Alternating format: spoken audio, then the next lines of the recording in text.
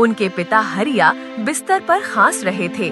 उनकी आंखें कमजोरी से धसी हुई थीं। माया को देखकर वे उसकी सुंदरता पर मोहित हो गए। सुनो, तुम मुझसे विवाह कर लो।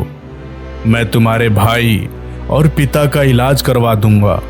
बेटी, तेरे परिवार की ये हालत बीमारी नहीं है, बल्कि एक पुराना श्राप है।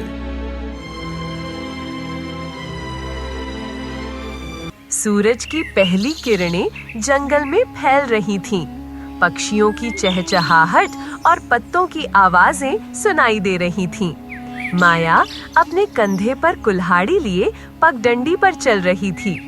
उसके साथ रानी एक छोटा गट्ठर लिए उछल रही थी। रानी, थोड़ा धीरे उछल, कहीं कांटे न चुभ जाए। आज हमें ढेर सारी लकड़ियां काटनी है। दीदी देखो, मैं तो जंगल की रानी हूँ। हाँ रानी, तू सच्ची रानी है। चल अब काम शुरू करें, वरना बाजार में देरी हो जाएगी। दोनों बहनें एक पुराने बरगद के पास रुकीं। माया कुल्हाड़ी से सूखी टहनियां काटती। जंगल में काम करते हुए भी माया का मन बेचैन था। उसके पिता और भाई की दवाइयाँ खत्म हो रही थीं और पैसे थे नहीं। दीदी, पिताजी आज फिर सुबह खांस रहे थे और किशन भैया कह रहे थे कि वो भी हमारे साथ जंगल आएंगे। हाँ रानी, किशन की हिम्मत देखकर जी करता है कि उसे गोदी में उठा लूं, पर वो चल नहीं सकता और पिताजी की भी वही हालत है। हमें और मेहनत करनी होगी। अब क्या करें? लकड़ियों का गट्ठर सिर पर उठाकर दोनों बहनें गांव की ओर चल पड़ी। बाजार में हर तरफ चहल पहल थी। लोग आ जा रहे थे, सामान खरीद रहे थे। उसी भीड़ में माया और रानी भी अपनी लकड़ियां बेचने के लिए बैठी थीं, लेकिन कोई उनकी तरफ देख भी नहीं रहा था। एक एक करके लोग गुजरते गए। घंटों बीत गए, लेकिन उनकी एक भी लकड़ी का गट्ठर नहीं बिका। दीदी, घंटों हो गए, कोई खरीदार नहीं आया। सब कहते हैं जंगल से खुद लकड़ी ले आएंगे। अब दवाइयाँ कैसे आएंगी? रानी, हार मत मानो, देखना लकड़ियाँ जरूर बिक जाएंगी। उनके बेचने की बहुत कोशिश करने पर भी कोई फायदा नहीं हुआ। सारा दिन बीत गया, पर उनकी मेहनत रंग नहीं लाई। सूरज ढलने तक सिर्फ एक छोटा गट्ठर बिका, वो भी बहुत कम दाम में। मायूसी और थकान लिए माया और रानी खाली हाथ घर लौटी।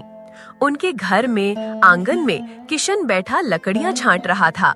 उसका चेहरा मासूम था, लेकिन टांगे बचपन से ही कमजोर थीं।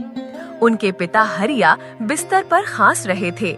उनकी आंखें कमजोरी से धसी हुई थीं। बेटी, तुम आ गई।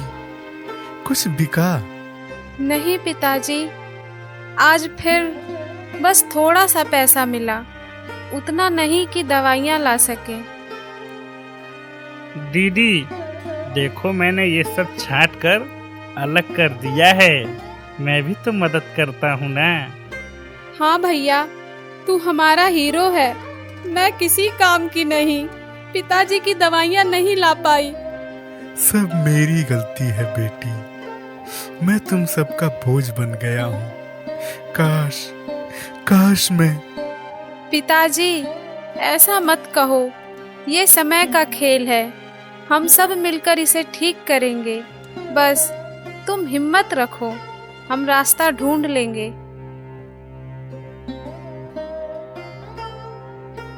रात गहरी हो चुकी थी।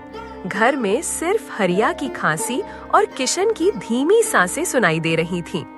माया और रानी चुपचाप चूल्हे पर सादी रोटियां बना रही थीं, पर उनकी आंखें चिंता से भरी थीं।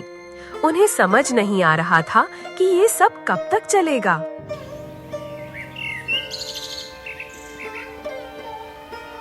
अगले दिन माया और रानी फिर बाजार जा रही थी, लेकिन रास्ते में गांव की चौपाल पर कुछ औरतें बातें कर रही थीं। उनकी बातें माया के कानों तक पहुंची और सुनने लगी। अरे माया और रानी को देखो, बेचारी दिन रात जंगल में भटकती हैं, पर लकड़ियाँ नहीं बिकती। क्या करे, उनका नसीब ही खराब है। हाँ, और उनका पिता हरिया तो बिस्तर पर पड़ा है। किशन भी चल नहीं सकता। ये बहनें कितना बोझ उठा रही हैं। बेचारी कहीं किसी बोझ तले दब न जाएं। चाची, हम बोझ नहीं, अपने परिवार के लिए लड़ रहे हैं। तुम्हारी सहानुभूति नहीं, बस साथ चाहिए, जो तुम कभी नहीं देती। दीदी छोड़ ना, ये लोग तो बस बातें करते हैं। माया ने लंबी सांस भरी और रानी का हाथ थामे अपने घर की ओर चल पड़ी। सुबह जब माया जंगल में लकड़ियाँ काटने गई, तो वहाँ राजकुमार वीरेंद्र आए। माया को देखकर वे उसकी सुंदरता पर मोहित हो गए। अरे, इतनी सुंदर लड़की जंगल में कुल्हाड़ी चला रही है। ये काम तो मर्दों का है। मर्द औरत का काम नहीं होता राजकुमार जी। पेट की भूख सबको मेहनत सिखाती है। वाह, जुबान भी तेज है। लेकिन मुझे लगता है कोई बड़ी मुसीबत है जो तुम्हें इस जंगल में मेहनत करने पर मजबूर कर रही है। जी, मेरे बीमार पिता और भाई का इलाज करवाना है, जिसके लिए मुझे यह काम करना पड़ता है। सुनो, तुम मुझसे विवाह कर लो। मैं तुम्हारे भाई और पिता का इलाज करवा दूंगा। तुम महल में रानी बनकर रहोगी, बिना किसी तकलीफ के। आप मेरे परिवार की मदद करेंगे, दवाइयाँ लाएंगे? क्या आप सच कह रहे हैं? हाँ, मैं राजकुमार वीरेंद्र हूँ। मेरे पास इतना धन है कि मैं कोई भी गांव खरीद सकता हूँ। बस 1 हफ्ते बाद मैं बारात लेकर आऊँगा। तैयार रहना और सोच भी लेना, ये मौका बार बार नहीं मिलेगा। माया चुप रही। उसके दिमाग में उम्मीद और डर दोनों चल रहे थे। एक तरफ परिवार का भविष्य, दूसरी तरफ वीरेंद्र का घमंडी चेहरा।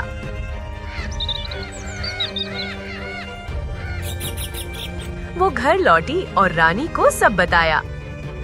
दीदी, तू पागल हो गई है। वीरेंद्र तो शैतान है, गांव में सब जानते हैं। उसने 3 बीवियों को सताया, मारपीट की और वो सब उसे छोड़कर भाग गई। तू उस पर भरोसा कैसे कर सकती है? लेकिन रानी, उसने पिताजी और किशन की दवाइयों का वादा किया है। हम कब तक ऐसे भूखे रहेंगे? अगर वह सच बोल रहा है तो क्या यह ठीक नहीं होगा? दीदी, वो झूठा है। हमें कोई और रास्ता ढूंढना होगा। हमें उस पर भरोसा नहीं करना चाहिए। माया रात भर सो नहीं पाई।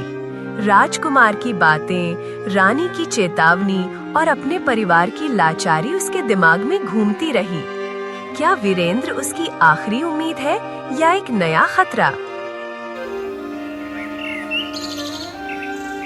अगली सुबह माया का मन बेचैन था।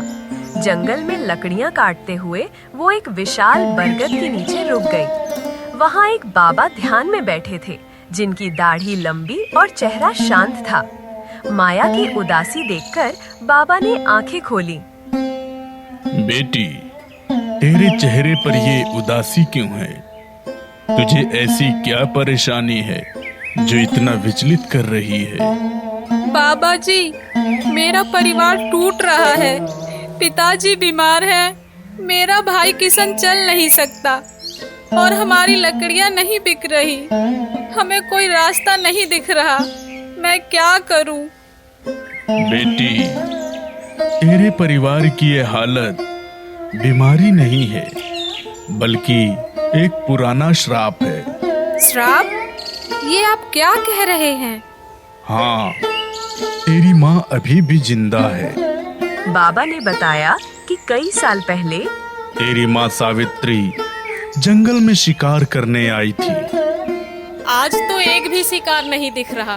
शिकार करना मेरा शौक है और मैं बिना शिकार के घर नहीं जाऊंगी। चलो उस तरफ चलकर देखती हूँ। कुछ दूर चलने के बाद उसे एक हिरन दिखाई दिया। मिल गया मुझे शिकार। उसने एक गर्भवती हिरन का शिकार किया जो तपस्या कर रहे बाबा के सामने आ गिरी। इस घटना से क्रोधित होकर बाबा ने उसे श्राप दिया, तूने मेरी तपस्या भंग की और इस मासूम हिरन को उसके बच्चों से अलग किया। अब तू भी अपने पति और बच्चों से अलग हो जाएगी। तेरा बेटा अपाहिज होगा, तेरा पति बीमारियों से घिरा रहेगा और तेरा पूरा परिवार बर्बादी के कगार पर पहुंच जाएगा। बाबा मुझे माफ कर दीजिए, मैंने बहुत बड़ी गलती कर दी। ऐसा विचित्र श्राप मेरे परिवार को मत दीजिए बाबा। मेरी गलती की सजा उन्हें क्यों भुगतना पड़े। अगर उन दोनों के साथ कुछ भी हुआ तो मेरी दोनों बेटियों का जीवन नर्क हो जाएगा बाबा। तुमने अपनी गलती स्वीकार कर ली है, लेकिन दिया गया श्राप वापस नहीं लिया जा सकता।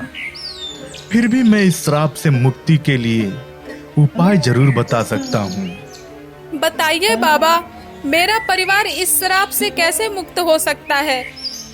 जो भी कन्या निस्वार्थ भाव से जंगल के पवित्र नदी से चमकते हुए फूल को लाएगी और इस वृक्ष को चढ़ाएगी तो मेरा श्राप टूट जाएगा।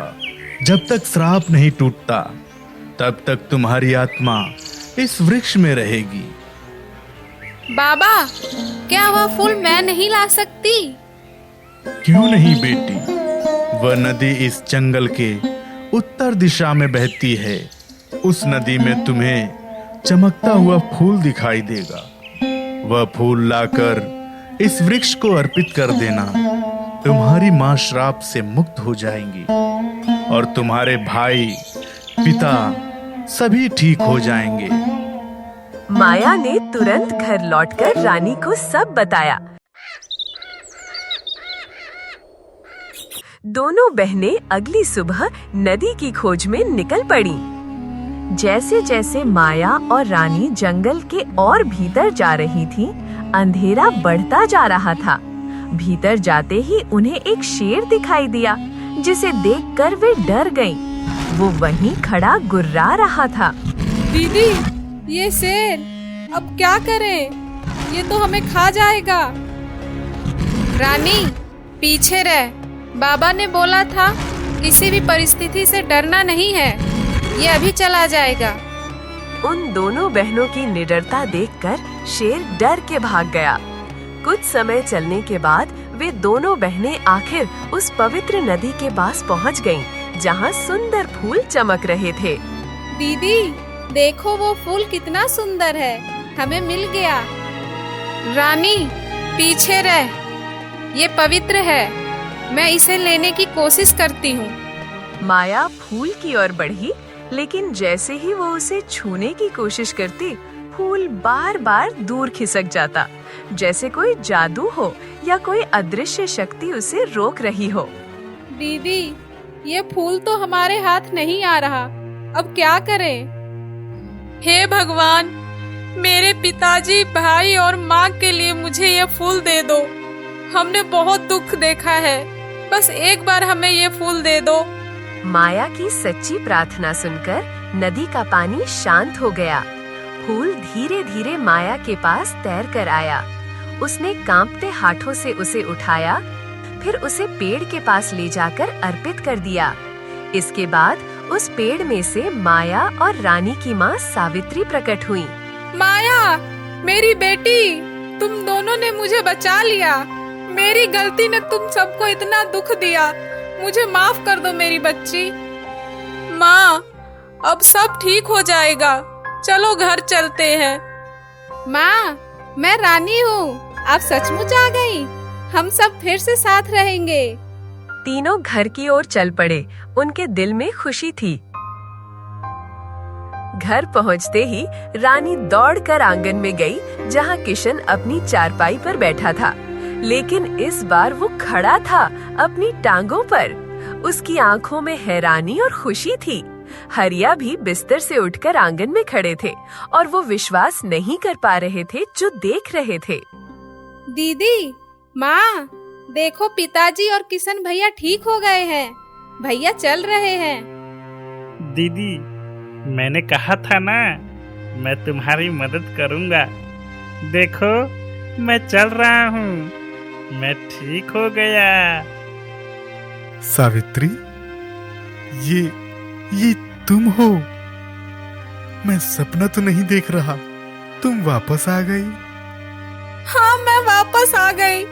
मेरी गलती ने तुम सबको इतना दुख दिया, मुझे माफ कर दो।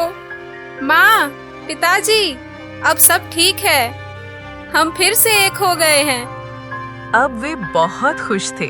उनका पूरा परिवार एकजुट हो गया था, लेकिन मुश्किलें अभी कम नहीं हुई थीं। एक हफ्ते बाद राजकुमार वीरेंद्र अपने पिता महाराज धीरेंद्र और शाही सेवकों के साथ माया के घर पहुंचा। वो बारात की तैयारी में था। माया, तैयार हो जाओ, मैं बारात लेकर आ गया हूँ। तुमने मुझसे वादा किया था, अब चलो। मैंने कोई वादा नहीं किया राजकुमार। मेरे परिवार को अब तुम्हारे मदद की कोई जरूरत नहीं। क्या कहा? तुझे पता है मैं कौन हूँ? मेरे पिता इस राज्य के महाराज हैं। एक इशारे में तुम्हारा पूरा परिवार कारागार में होगा। तुम एक मामूली लकड़ी बेचने वाली मुझे मना करने की हिम्मत कैसे कर सकती हो? बस कर राजकुमार, मैं हरिया इस गांव का पुराना सरपंच हूँ। मुझे कोई बीमारी नहीं थी, बल्कि एक श्राप था जो अब टूट चुका है। तू यहाँ से चले जा, तेरी धमकी अब हम पर काम नहीं करेगी। महाराज धीरेंद्र, जो अब तक चुप थे, आगे आए। उन्होंने अपने बेटे की बातें सुनी और उन्हें अपने बेटे के किए पर बहुत शर्मिंदगी महसूस हो रही थी। उन्होंने अपने बेटे वीरेंद्र से कहा, वीरेंद्र, तूने मेरे राज्य का नाम डुबोया है। तुझ जैसे क्रूर और धोखेबाज बेटे की मुझे जरूरत नहीं है। निकल जा मेरे राज्य से। पिताजी, मुझे माफ कर दीजिए, मैंने बहुत बड़ी गलती की। चले जा यहाँ से अभी और इसी वक्त। बाद में देखता हूँ तेरे साथ क्या करना है। वीरेंद्र सिर झुकाकर वहां से चला गया। महाराज माया के परिवार से माफी मांगते हैं और उनकी ईमानदारी और साहस की सराहना करते हैं। इसके बाद वे राजमहल के लिए वापस चले जाते हैं। राजकुमार वीरेंद्र भी बदल गया था। उसने गांव वालों से माफी मांगी और उनका विश्वास जीता।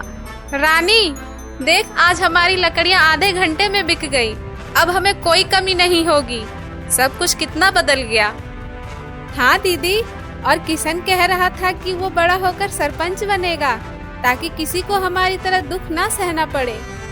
और इस तरह उनका परिवार अब खुशी खुशी रहने लगा।